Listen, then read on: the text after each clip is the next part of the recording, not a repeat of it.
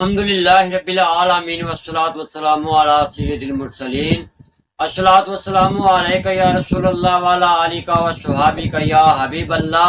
حضرات گرامی قدر، امید ہے آپ سب خیریت سے ہوں گے۔ اللہ جل شانہ آپ کا اور میرا حامی و ناصر ہو۔ اللہ جل شانہ نے قرآن مجید فرقان حمید کے اندر فرمایا اقتربت الساعۃ وانشق القمر۔ حضرات گرامی قدر، قرآن پاک کی اس آیت مبارکہ کے اندر نبی کریم صلی اللہ تعالی علیہ وآلہ وسلم کے عظیم معجزہ شق القمر کا تذکرہ ہے۔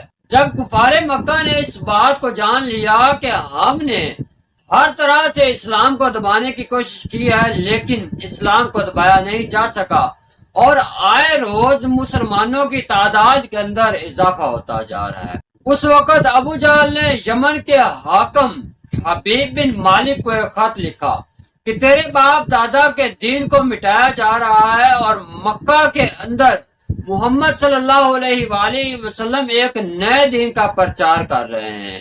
وہ لات و عزا کو کہتے ہیں کہ یہ خدا نہیں ہے، یہ تمہیں کوئی فائدہ نہیں دے سکتے، اور ایک خدا کی عبادت کرو اور میں اللہ کا رسول ہوں۔ حبیب یمنی کو جب اس بات کا علم ہوا تو اس نے مکہ کے اندر آنے کی تیاری کی اور وہ مکہ کے اندر آیا۔ اس بات کو یاد رکھیں کہ ابو جہل نے حبیب یمنی کو اس لیے خط لکھا تھا کہ مکہ کے لوگ حبیب یمنی کی بات مانتے تھے۔ وہ ایک دانا آدمی تھا اور یمن کا حاکم بھی تھا۔ یہی وجہ تھی کہ جب وہ مکہ کے اندر آیا تو ابو جہل نے ہر طرح سے اس کو ورغلایا اور نبی کریم صلی اللہ تعالی علیہ وآلہ وسلم کے خلاف ہر ایک بات اس کو بتائی، لیکن حبیب یمنی ایک سمجھدار آدمی تھا۔ اسی وجہ سے اس نے اس بات کا فیصلہ کیا کہ جب تک میں محمد کی بات کو سن نہیں لیتا، دوسرے فریق کی بات کو سن نہیں لیتا، اس وقت تک میں کیسے فیصلہ کر سکتا ہوں کہ کون درست ہے اور کون غلط ہے۔ لہذا اس نے نبی کریم صلی اللہ تعالی علیہ وآلہ وسلم کے اندر التجا کی کہ حضور میں آپ سے ملنا چاہتا ہوں۔ نبی کریم صلی اللہ علیہ وآلہ وسلم حضرت سیدنا صدیق اکبر رضی اللہ تعالی عنہ کے ہمراہ حبیب یمنی کے پاس تشریف لے گئے۔ جب نبی کریم صلی اللہ علیہ وآلہ وسلم تشریف لے گئے تو حبیب یمنی سمیت آپ صلی اللہ علیہ وآلہ وسلم کی ہیبت تمام پر طاری ہو گئی کہ کوئی بھی بات نہ کر سکا، اور نبی کریم صلی اللہ علیہ وآلہ وسلم نے خود ہی بات چیت کا آغاز کیا اور پوچھا کہ آپ کیا چاہتے ہیں۔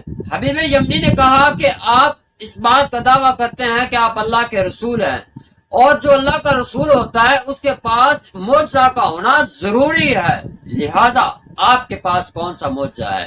نبی کریم صلی اللہ تعالی علیہ وآلہ وسلم نے فرمایا، اے حبیب میں نہیں بتاؤں گا کہ میرے پاس یہ معجزہ ہے، تو بتائے گا کہ میں تجھے کون سا معجزہ دکھاؤں۔ حبیب یمنی نے کہا کہ میں آسمان کا معجزہ دیکھنا چاہتا ہوں، یعنی چاند کو دو ٹکڑے ہوتا دیکھنا چاہتا ہوں۔ اللہ کے پیارے حبیب صلی اللہ تعالی علیہ وآلہ وسلم کوئی قبیص پر تشریف لے گئے اور آقا کریم صلی اللہ تعالی علیہ وآلہ وسلم نے اپنی مبارک انگلی سے چاند کو اشارہ کیا، جس کی وجہ سے چاند دو ٹکڑوں کے اندر بٹ گیا، ایک ٹکڑا کوئی قمیص کے اس طرف اور ایک ٹکڑا کوئی قمیص کے اس طرف۔ حضرات گرامی قدر، یہ چاند صرف مکہ کے اندر ہی نہ دو ٹکڑے ہوا بلکہ پوری دنیا کے لوگوں نے چاند کو دو ٹکڑے ہوتے ہوئے دیکھ لیا۔ حبیب یمنی نے عرض کی کہ میرے دل کے اندر کیا بات ہے، میں یہ بھی جاننا چاہتا ہوں۔ نبی کریم صلی اللہ علیہ وآلہ وسلم نے فرمایا کہ تیری ایک بیٹی ہے جو آپاج ہے، جو برس کا شکار ہے، تو چاہتا ہے کہ وہ تندرست ہو، لہذا اسے بھی تندرست کر دیا گیا۔ حضرات گرامی قدر، حبیب یمنی نبی کریم صلی اللہ علیہ وآلہ وسلم پر ایمان لائے اور مکہ کے اندر اعلان کیا کہ اے مکہ کے لوگوں، ایمان کے بعد اب کفر نہیں ہو سکتا، لہذا میں حضور پر ایمان لے آیا ہوں۔ ابو جہل اس پر بڑا ندامت ہوا اور بہت شرمندہ ہوا اور اس کو بہت مایوسی ہوئی۔ حبیب یمنی جب اپنے گھر پہنچے اور جا کر اس نے دروازہ کھٹکھٹایا تو اس کی جو بیٹی چل نہیں سکتی تھی، بول نہیں سکتی تھی، اس نے دروازہ کھولا اور حبیب یمنی نے پوچھا کہ اے بیٹا تیری یہ حالت کیسے ہوئی، تو اپاہج تھی، تو معذور تھی۔ اس نے بتایا کہ اے بابا، نے مکہ کے اندر آپ کو کلمہ پڑھایا ہے، وہ رات میرے خواب میں آئے اور انہوں نے آ کر مجھ سے فرمایا کہ اے بیٹا، میں نے تیرے باپ کو کلمہ پڑھا دیا ہے، اگر تو بھی کلمہ پڑھ لے تو تندرست ہو جائے۔ لہذا میں نے کلمہ پڑھا اور جب میں صبح بیدار ہوئی ہوں، صبح اٹھی ہوں، تو میرا سارا بدن بھی صحیح و سلامت تھا اور میری زبان پر جاری تھا لا الہ الا اللہ۔